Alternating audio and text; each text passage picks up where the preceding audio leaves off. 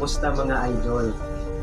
Mahilig po ba tayong kaagad-agad magdesisyon sa isang bagay na ating pong gagawin, lalong-lalo na po sa ating pangarap?